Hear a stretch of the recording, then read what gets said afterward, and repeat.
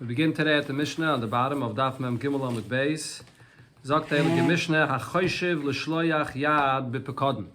So this is talking here about the halacha of shlichus yad that we learned before, a person that's keeping a pekadon for someone, and yet you have to keep it safely for him and not touch it, not use it for yourself. And this person went and he decided he's using it for himself. So we had before a machlokes when exactly this shlichus yad takes effect. Is it when you actually made a chesaron or not? But over here, the Mishnah brings a machlokes even before this. You shaleach yad, you want to use it, when you had even the plan, the idea to use it.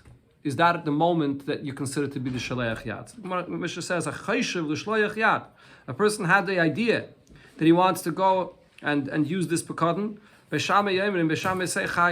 From that moment, the status of this pekadon changes. You were a shomer and you were only chayiv, let's say, as a shomer chinam on a pshia and a negligence, but once you're shaleach yad, the pasuk says that you're responsible for any oinus that happens. You become like a gazlan. So from the moment you had that machshava, you'll be chayiv. But Beisilo say, you only chayiv when you actually picked it up, when you actually did something physically. Now over here, there could be a machlokes whether you actually diminished it or not, but you have to have actually picked it up. Shanema, because the pasuk says, that the person will be potter if he did not send his hand, if he did not pick it up. So it's mashma physically, you did not pick it up yet.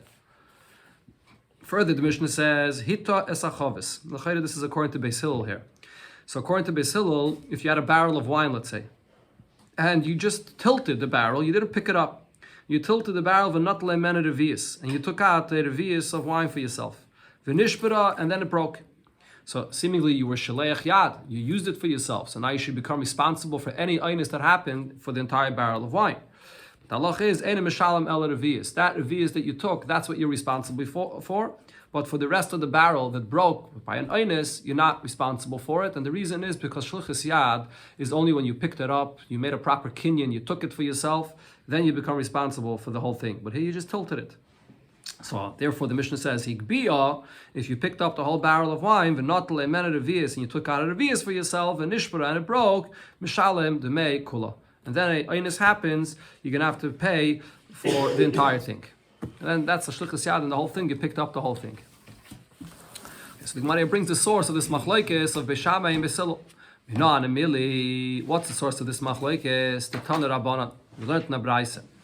On one hand, the pasuk says, "Al kol dvar pesha," on any matter of a negligence. This is a pasuk that also relates to speaking about a pekadon. So the pasuk uses the term dvar pesha. So Beis Shammai and Beis Shammai say what we understand from this pasuk is melamed shechayiv ala machshava kamaisa. The term dvar means that even if you just speak something or think something as well, even if you didn't do an action, you're going to be chayiv for the idea that you had that you're using it for yourself. That the shlichus yad starts from that moment, even before there's an action. However, Beis Hillel say, you only chayiv when you actually stretched out your hand and you physically took it. It says shalach yadei. So Amru lehem Beis Shammai leBeis Hillel. Beis Shammai asked Beis Hillel, kol dvar pesha. What do you do with the pasuk that I brought as a source for my opinion? It says dvar pesha. Amalem Beis Hillel Beis Shammai, and the other hand Beis Hillel said to Beis Shammai, but v'alei kvar nema amlei shalach yadai. The pasuk says shalach yadai, physically that you touched it, you took it. Imkei matamid loymar al kol dvar pesha. So according to Beis Hillel, what do we learn from al kol dvar pesha if you only chayiv when you physically take it? So Beis Hillel answers as follows: Sheyachayil, I would think, ein li elahu, the shomer himself, if he took it for himself, that's when he's a shaleach yad.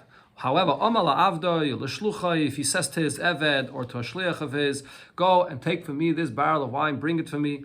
So, minayin, how would I know that you're over on shlichus yad for this as well? In other words, simply what we see over here is that even though usually there's a concept of ein shliach l'dvar avera, but we're learning from here, from al kol dvar pesha, that with your words, if you appoint a shliach to go and do this for you, that you should also be chai for this.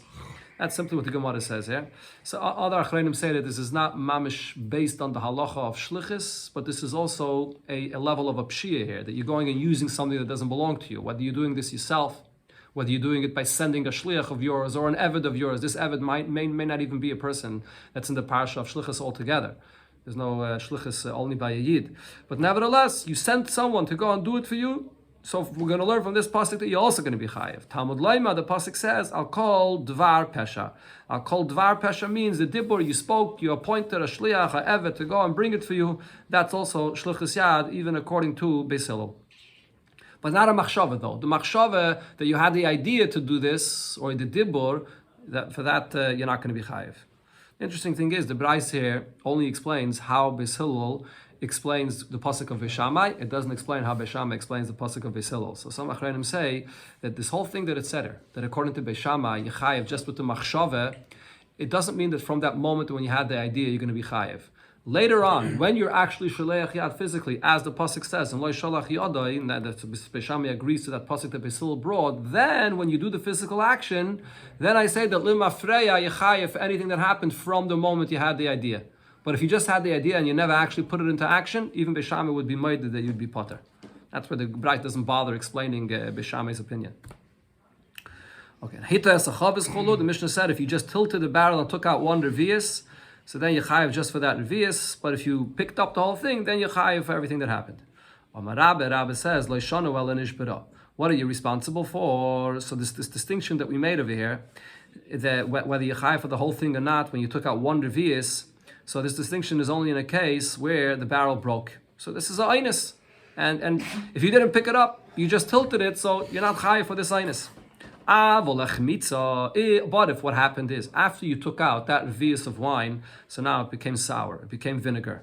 Even if you just took out one revius, you are going to have to pay for the whole thing, because the fact that it went sour is a result of you emptying out a little bit of the wine. My time, what's the reason for this? Giri didei da'ahanule. It's considered to be, it's an expression here. It's like your arrows that caused this damage. Rashi says that the nature of the wine is, when the barrel is full, the wine stays fresh. When you take out, you empty it out a little bit, so the wine, whatever it is, it has more air in it, it causes it to become sour quicker. So the fact that it went sour was a result of the revius that you took out. So it's not an einus anymore, it's your negligence. You're like a mazik.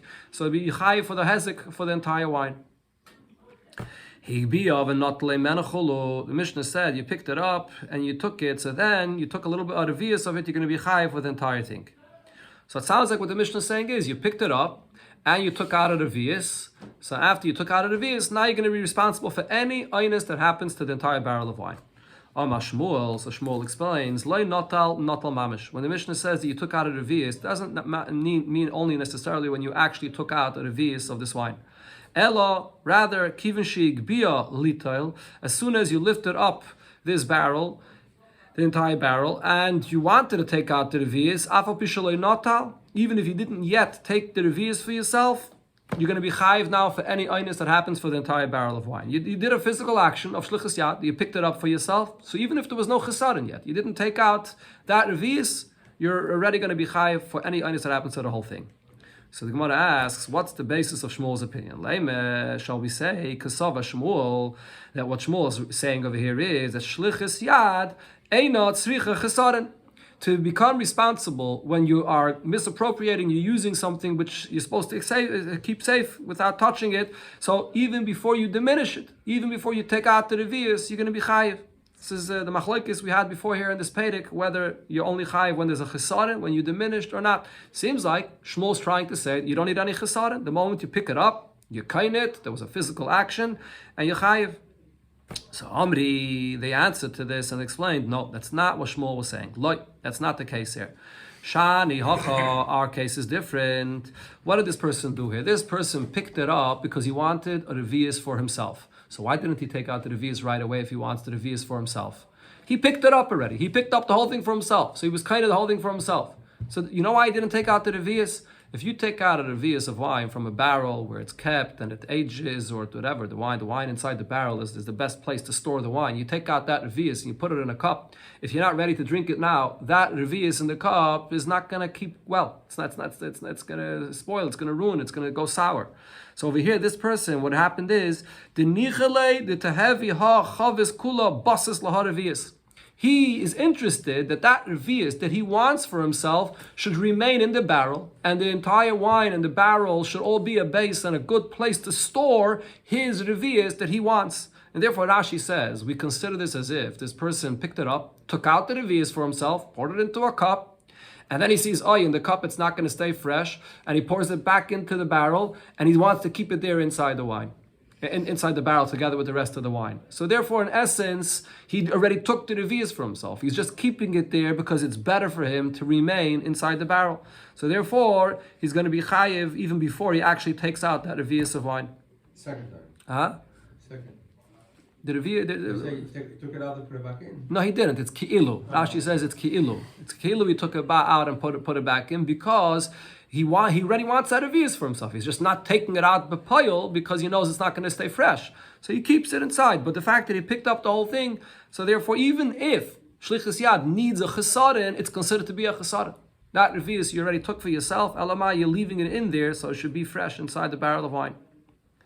So now, based on this, the Gemara asks, could we apply a similar thing in another case? Boy, Ravashi, so Ravashi asked the Shaila, Higbia Arniki. A person gave you a wallet of money, and you picked up the wallet of money, little in a menu dinner. Your intention is to take out one coin. So Mahu, what's going to be the halacha over here?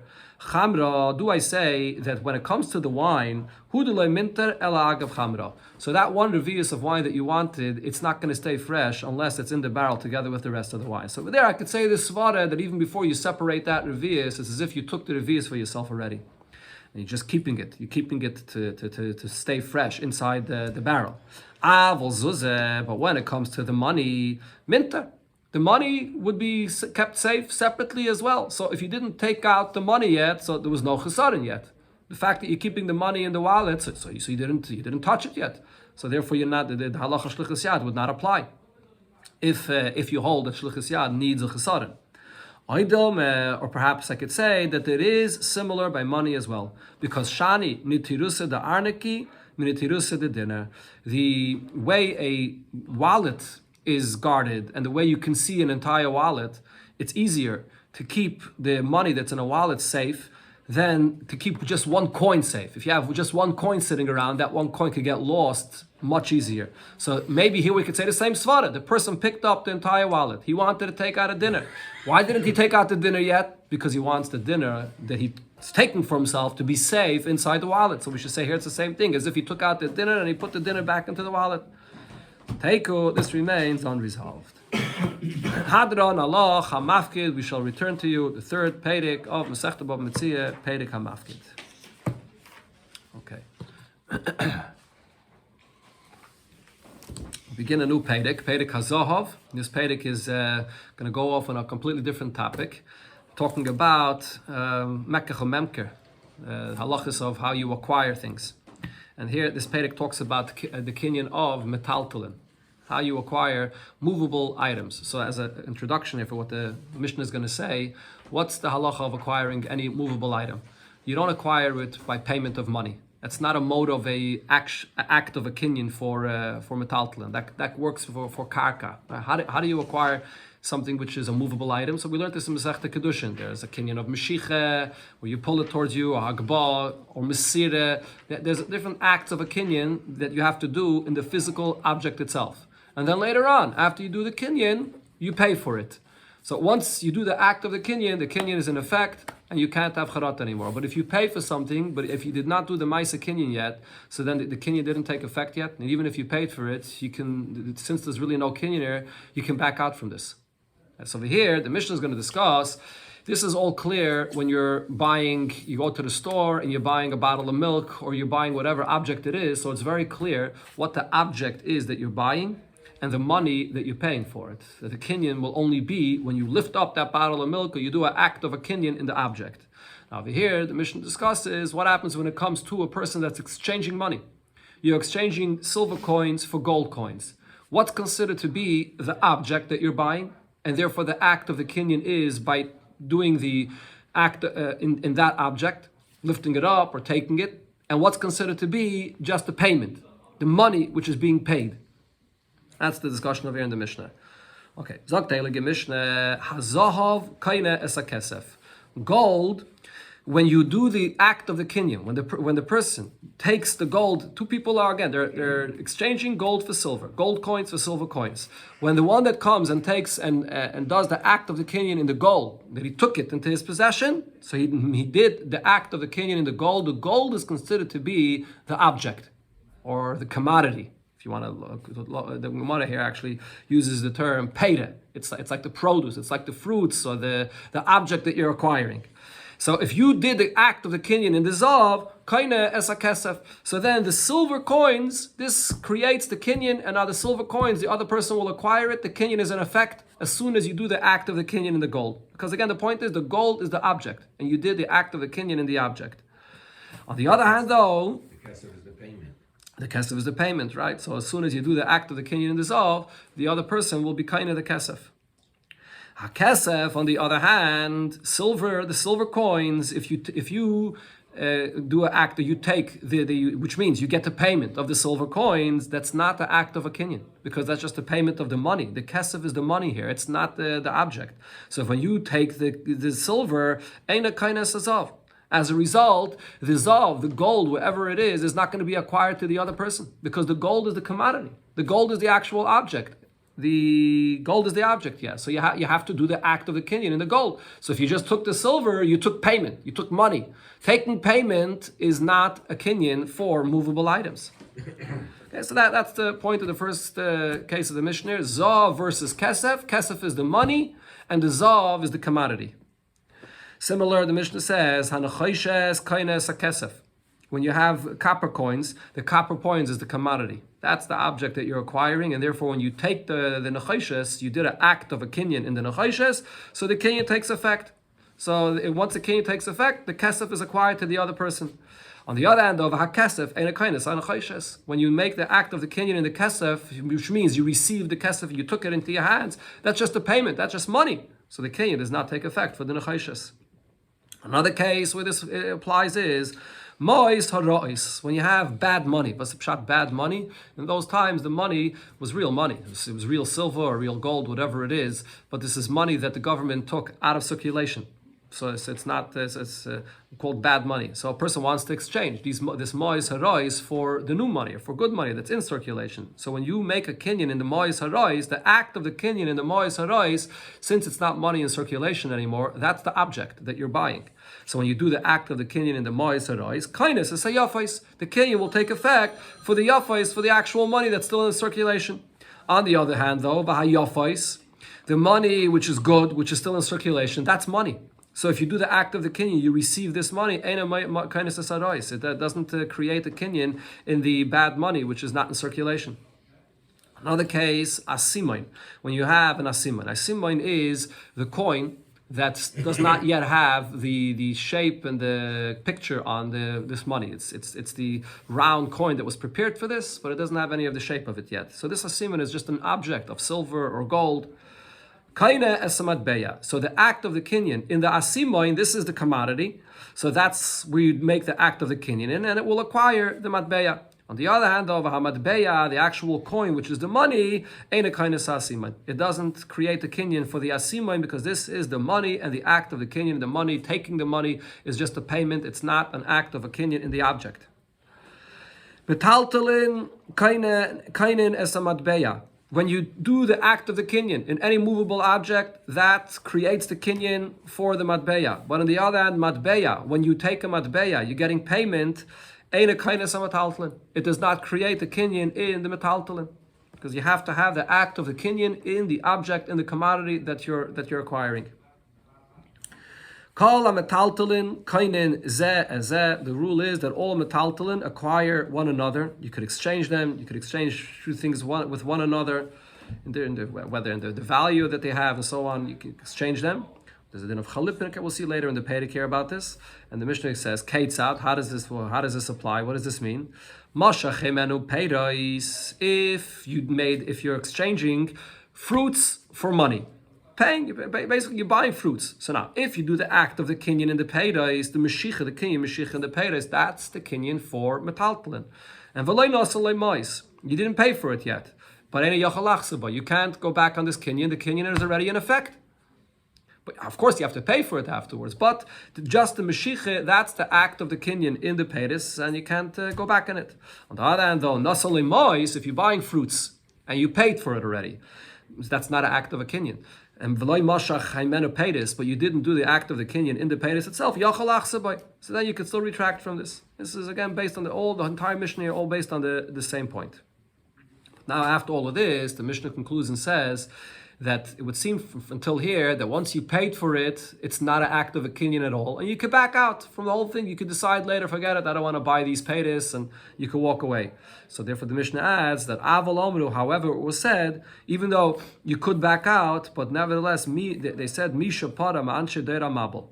The Hebishter that paid and punished the people of the generation of the Mabul and the Deira Floge, who ostedly hipada, the Hebishter will also punish someone that doesn't keep his word. So this person here that already paid for the sale, it's not just he said, I'm ready to buy it. He already paid for it. And after that, he wants to back out. So it's so so far into the process of already agreeing to buy. You're backing out after this point. You're not keeping your word. So then you get this mishapara that the Mishnah describes over here. Even though make it adin, you are allowed to back out. Rab Shimon argues in the Tanakh, and he says, "Kol sha kesef biyadai."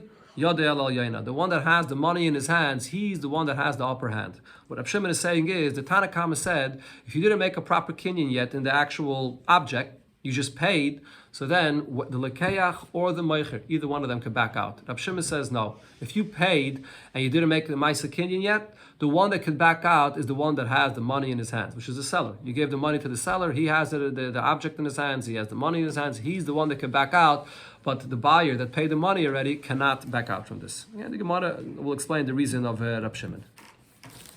Okay, the first thing here that we're going to learn is the Gemara is going to discuss this subject that we're learning here regarding Zahav and Kesef, that the Zahav, the Mishnah said, is considered to be the commodity, and the Kesef is considered to be the money.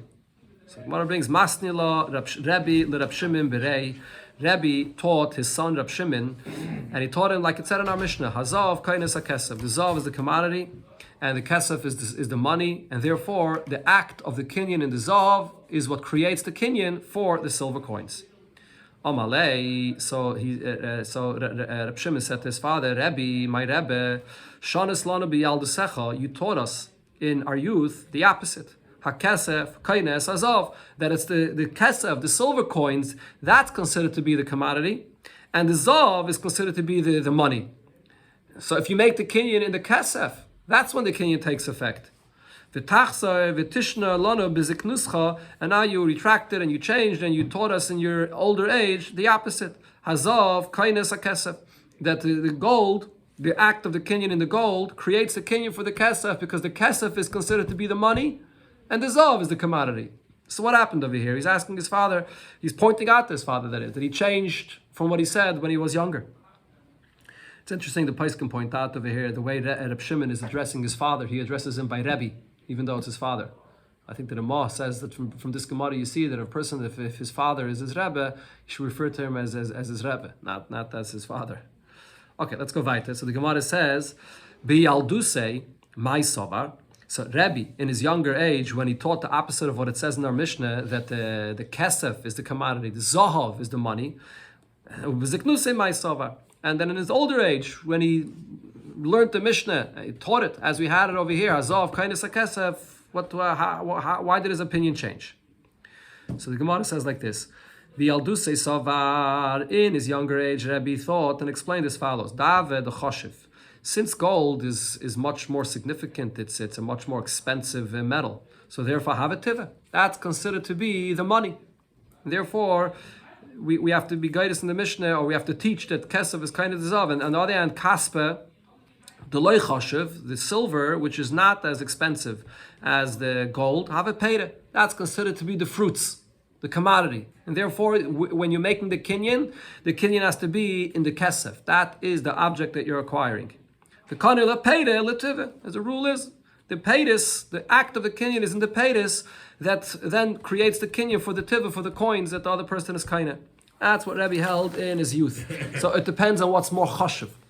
On the other hand, though, b'ziknusei, Rebbe in his older age, he changed and he learned, as it says in our Mishnah, Sovar kaspe the charif, the silver coins which are sharper. That's a literal translation. But charif means, Rashi says, over l'seiche. There's easier circulation. That's what's used in the currency all over. So therefore, havetiva, that's defined as money. Dave, gold, even though gold is more expensive, but those golden coins, the loy charif, it's not something which is in circulation and used as much, have a payda. So therefore that's considered to be the commodity that's being acquired here. And therefore the kinyan that you make in the zahav, which is the payda, that's the commodity, that's the kinyan that takes effect for the tiva, for the silver coins. That's the difference between Rabbi's younger age and Rabbi's older age.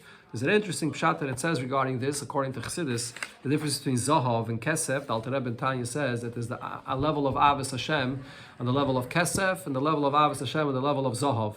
Zahav is Avos Hashem on a very high level. Alter Rebbe describes in Tanya Perik Nun the Ava of Zahav, where a person understands Kula Kamei Kol HaChoshev, a very high level of Ava. The Ava of Kesef is a lower level of Ava. So the question is, which one is more valuable? Which one is which one is considered to be the money?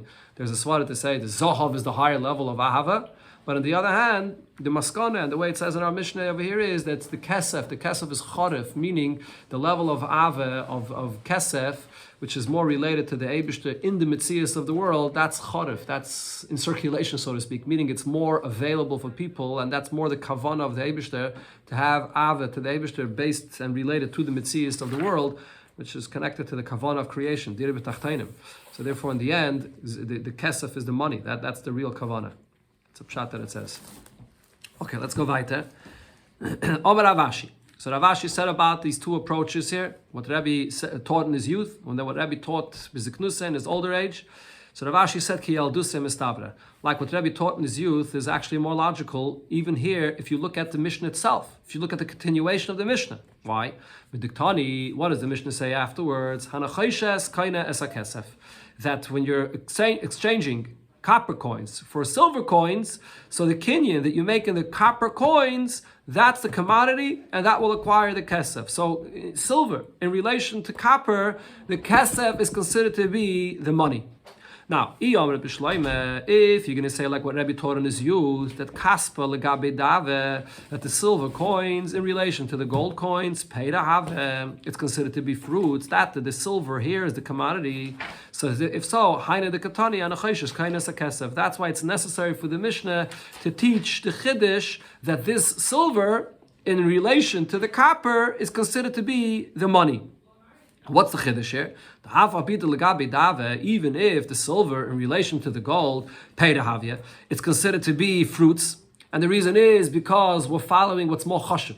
The gold is a more chashuv metal than the silver, so therefore the gold is considered to be the money and the silver is considered to be the commodity. But then comparing silver to the copper, which is less valuable than the silver, tivav, it's considered to be the money because the silver is a more expensive metal than the copper. That's the way the Mishnah is teaching this. So it makes sense.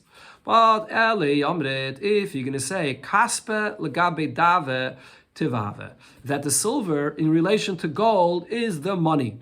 Why is it the money? Even though the gold is more expensive, but nevertheless the silver is chorif. It's more in circulation. So the fact that it's more in circulation, it's used more. So therefore, that's the reason why it's considered to be the money. So if so, you're telling me regarding the silver that it's silver in contrast to gold, even though the gold is a more expensive metal. Nevertheless, the silver is considered to be the money because it's more in circulation. So if so, why does the Mishnah now have to tell me the halacha of silver in contrast to copper? The silver in contrast to the copper coins. The iyu choshev, the iyu charif. In contrast to the copper, now we have two reasons why it should be considered to be the money. Silver is a more expensive metal in relation to copper, and it's also more in circulation. Mibaye, does the Mishnah have to tell me that the silver is what's considered to be the money that's more in circulation? Silver in relation to gold is only one reason why silver is considered to be the money, because it's more in circulation. Silver in relation to copper, there's two reasons why it's considered to be the money, because it's more expensive metal and it's in circulation. For sure, so there's no reason for the Mishnah to say this. So the Gemara answers, no, there actually still is a reason why the Mishnah would have to clarify, even if I would say that silver in relation to gold is considered to be money, it still has to clarify that the same is true when it comes to silver in relation to copper. Why does it have to explain this? Because I would think to say, Hani priti ba'asr desagye inu charifi. The copper coins, there are certain places that it goes. It's actually more in circulation.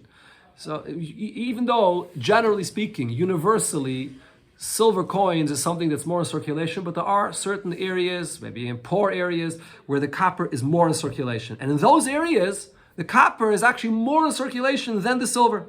Tvei mekaspe, even more than the silver. So therefore, maybe I would say because of that, the copper in relation to silver should consider to be the money that's more in circulation in certain areas. And therefore the Mishnah has to say, since the copper coins, there are some areas that it's not in circulation at all, and the silver is in circulation more universally, so therefore, it's the silver coins that are considered to be the money, and the copper coins that are not in circulation as much is considered to be the commodity, the fruits, the object. Okay, now the Gemara brings Va'af Rab Chia Sovar, Rab Chia as well. He also held that Dave Tiva, that the gold is what's considered to be the money, not the commodity. Okay, so like what Rebbe held in his youth. Now Rab Chia was Rebbe's uncle. So the Gemara here brings a story of what happened, because the Rav, or maybe you have to be Goydis over here, I think, you have to be Goydis here, the Rebbe, let's say over here in the Rav, Oizev Dinrei, or maybe it is a story with Rav, what is it over here? I confused, but I said a second ago that Rab Chia was his uncle, it's about Rav, here, the story that the Gemara brings right now. The Rav, Oizev Dinrei, that is, Mibrate de Rab Chia. Rav borrowed dinarim, he borrowed golden dinarim from the daughter of Rab Chia. So Rab Chia was Rav's uncle, his daughter, this is his first cousin, that's who he borrowed the golden dinarim from. What happened? L'saif, in the end, iyake dinri. These golden dinarim became more expensive. So with these golden dinarim, if you were able to buy whatever you were able to buy with it before, now you're able to buy with it more. The value of it went up. So Asl Kamei de Rab Chia, he came to Rab Chia and he asked him, what does he pay back for this loan? What's the shail over here? Because the price of these dinarim, it's more expensive, it has more value to it, so maybe it's ribis. If you're gonna, let's say he borrowed 5 golden dinarim, it's going to give back 5 golden dinarim, but it has a higher value now, so it's ribis. Could he give back the same coins or not? Amalei, Rab Chia answered him, Zil Sholim La, go pay my daughter Tavin v'takilin, good and weighty gold coins. In other words, he's telling him there's no concern about ribis, pay it full back as it is in full. So now why is this? So here the Gemara is going to explain that this shaila of whether paying back the same coins that you borrow, even though the price of it, the value of it went up, this will depend if these golden coins are defined, their status is that it's money, or it's defined as a commodity, as an object. Why? So the Gemara explains. If you're going to say that these golden coins are defined as money, that's what it is, shaper. So then the psak that Rab Chia said makes sense. And the reason is like this, because when it comes to money, and the price of money, inflation, it goes up and down, the money itself, we consider the money to be what it is. The change in the value that there is regarding the commodity, regarding whatever merchandise it is. Let's say if you have a gold coin, and with this gold coin you can buy 10 loaves of bread, and now with this gold coin you can buy 20 loaves of bread. What changed over here in value? It's the bread that became cheaper. That's what happened. That's what changed. The money that stays as is. That we don't consider that change. It's the commodity that changed in value. So therefore, over here, when you borrow money, you pay back the same amount of money. You don't look at the inflation. You don't look at what you can get for it, because it's the merchandise that changes in value. But the money is what is. So then, what Rab Chia told Rav makes sense that you pay back this money. But if you're going to say that the gold coins that he borrowed, it's not considered to be money. It's not in circulation like silver coins, so that's just it's a commodity. If so, if so, this is ribis, and this is a halacha of sa b'sa that we'll learn in the next pedic. When you borrow a certain measure amount of wheat, let's say, and now you want to pay back the same measure of wheat, and the price changes. You borrowed before the same measure of wheat, but now it's worth double the amount. You can't give back that same measure of wheat because it's ribis. It's ribis midrabanan, not ribis minatayre, but midrabanan. This is ribis because you're giving back the same amount, which is worth more. So over here, these gold coins, if this is not considered to be money, this is considered to be a commodity, and now the price changes, how could Rav give back to Rab Chia's daughter the same amount of gold coins? So therefore, from here we see that Rab Chia held, seems like Rab Chia held that the golden coins is money. So therefore, you give back the same amount. But the Gemara answers and says, no, it's not necessarily a raya. Why not?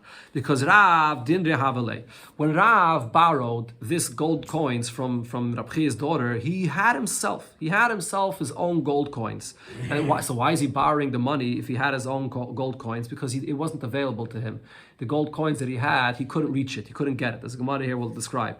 So the Kivin, the Havale Dinri, if he has himself already, Rav had gold coins in his possession, but he just didn't have it available, so therefore he's borrowing it from his cousin, from Rab Chia's sister. It's as if he's telling her, Halveini, lend me these gold coins, until my son will come and he'll give me the gold coins that I have, or I'll find the key to the room or to the closet or to the safe where I have this money. So he had the money already. So the point of it is like this. When you borrow a certain commodity and then the price changes and you pay back the same amount, but the price went up, you're paying back double. It's a problem of ribis midrabanan. But in a case when you borrowed something and you already had in your possession this that you borrowed, it's just that it wasn't available to you. So then from the moment that you borrowed it, you tell the lender, I have it already in my possession. It's not available for me now. This that I have in my possession is considered to be yours right now. It's as if I returned it to you right now. As soon as I'll get the key, I'll give it to you. So it's as if the lender acquired it as is right away. If so, there's no ribis here. Because even if the price went up later, but right now it's as if he gave it back to him already. So since this whole problem of the ribis here is just with the Rabbanon, in such a case, Chacham war and Geyser. See here, when Rebbe borrowed this golden coins, he had golden coins. It was just locked up. He couldn't get a hold of it. So therefore it's as if he gave it back right away and there's no ribis. So therefore we could say that the golden coins are considered to be a commodity and not money, and still there's no ribis that applies over here. Okay, that's the case beneged to Rav Chia. Now the Gemara brings Amar Rave, but Rave brought from another source, the Hai Tane Sove, here, the following Tane, he holds that Dave Tevahave, that golden coins are considered to be the money, like what Rebbe held in his youth. Because what does the Braisa say? The Tanya, we learned in the Braisa, Pruta Shamru, a Pruta that's mentioned in the Mishnah, the minimum amount of the value of money. So what is a Pruta? Echad Mishmaina be'Isra Italki, an eighth of the Italian Isser. Now, Lamai Nafkemina, what's the relevance of knowing what the minimum amount, what a Pruta is? L'Kiddush Isha. To know that this is the amount that you can be Mekadesh a woman with. This is the first Mishnah in Kiddushin, that Basil will say that the Kiddushin of Isha, you have to have a Pruta. So it's an eighth of an Italian Isser. Now, how much is the Isser? Echad me'esrim v'arba b'dinner shel kesef. It's 1 from 24 in a silver dinner of kesef. Okay, so in other words, in a silver dinner of kesef, you have 24 isarim. L'may nafkemine. What's the relevance to know this amount? L'mekech for a sale. If you want to exchange, if someone wants to exchange a dinner of kesef for an Isser, you have to get 24 isarim for it. And if you don't, so then it's a no, it's a mekech tos. And then the final halacha that the Braisa says is dinner shel kesef. 1 dinner of silver is echad me'esrim v'chamisha b'dinner shel zav. It's 1 from 25 of a golden dinner. In other words, in a one gold dinner, you have the value of 25 silver dinarim. Lamai nafkemina. What's the relevance of this? The Pidyon Ben. The relevance of this will be for the mitzvah of Pidyon Ben. How's this relevant for Pidyon Ben? Because the Torah says that the mitzvah of Pidyon Ben is to redeem your son with 5 shkolim. Okay, so what happens if a kohen, instead of giving you silver shkolim, he gives you 1 golden dinner? How much did he give you? Did he give you what he's supposed to? Did he give you too much? So Rashi over here makes the cheshbon. Rashi says that every shekel min ha-Torah is the value of a selah. And how much is a selah? Every selah is 4 silver dinarim. So if you gave a golden dinner is 25 silver dinarim, so then he gave you 5 dinarim extra. Because if he has to give you 5 shkolim, each shekel is 4 silver dinarim, 4 times 5 is 20. So that would be 20 silver dinarim. So if you gave you a dinner, so then the kohen is going to have to give change 5 dinarim. And that's the relevance for the halacha of Pidyon Ben. This is the Braisa. So now the Gemara says, what do we see from here? We see over here that we're saying that there's a certain set amount of what a golden dinner is. That a golden dinner is 25 silver coins. And if you give to a kohen, a golden dinner for pidyon haben, you're always going to have to give change, 5 silver dinarim. Now, this is going to make sense if you're going to say tiva have, that the gold dinner, that is the money. That's what's more valuable, and therefore that's considered to be the money. So Mishayir Tana b'midi the kayetz. So therefore the Tana is evaluating and telling you the halacha of pidyon haben in regards to the golden dinner, which is the money, and that money is considered to be something which is set, something which is established. As I said before, when it comes to the fluctuation of the value of money, what is it that's changing in value? Do we look at the money and say that the money is what's changing? Or do we look at the commodity? We look at the objects that changes. It's the object that changes. That the price of bread or milk or whatever object it may be, that price goes up and down, and based on how much it's available and so on. The money itself is considered to be set. The money is what it is. The money doesn't change. So over here, when this Braisa is saying regarding the Kohen, regarding pidyon haben, that he got a gold dinner, he's always going to have to give back the change, 5 silver coins. So then it makes sense, because when the Torah gives the mitzvah of pidyon haben, it's all in relation to the gold coin. That is the set amount that never changes. But however, if we're going to say that the gold coin is considered to be just a commodity, if so, Mishayir Tane b'midi da'oike v'zil, is the Tane estimating and giving you a certain amount regarding pidyon haben, that if you give a gold coin, you're going to have to give back 5 coins to the yid that gave it. You're basing all this on the value of the dinner zav, which the price of it goes up and down. If that gold coin is not considered to be money, the gold coin is just a commodity, and it's a commodity where the price of it goes up and goes down. Zimnin the mahadale kahana. Sometimes the kohen is going to have to give back. He's going to have to give you back 5 coins, and maybe even he might have to even give you back more than 5 if the price went down. And sometimes you're going to have to add more money to the kohen because the price of the gold went down. Or if the price went up, so then the kohen is going to have to give you back. If the price went down, you're going to have to give the kohen more money because it's a commodity. So therefore, from this Tana of this Braisa, we see that it must be that this coin, the gold coin that is tiva, it's considered to be the money, and therefore we estimate the mitzvah of pidyon haben all by the gold coin. This is a clear proof. The Rishayim explain over here, the Gemara here is going here with this concept that you have to look at what's considered to be the money, and based on that is the way we define the mitzvah of pidyon haben. Even though in the Torah it doesn't speak about a gold coin. In the Torah it says you should give 5 shkolim. And the 5 shkolim is the silver coins. But nevertheless, if the Torah is saying to give money 5 shkolim, it's all in relation to the gold coin, which is the real money. And therefore, if at that time the Torah gave the mitzvah and the gold coin, 25 silver coins is what's the amount of this gold coin, so that remains set. That's something that doesn't change. That's the way the Tana of this Braisa holds this inyan. Okay.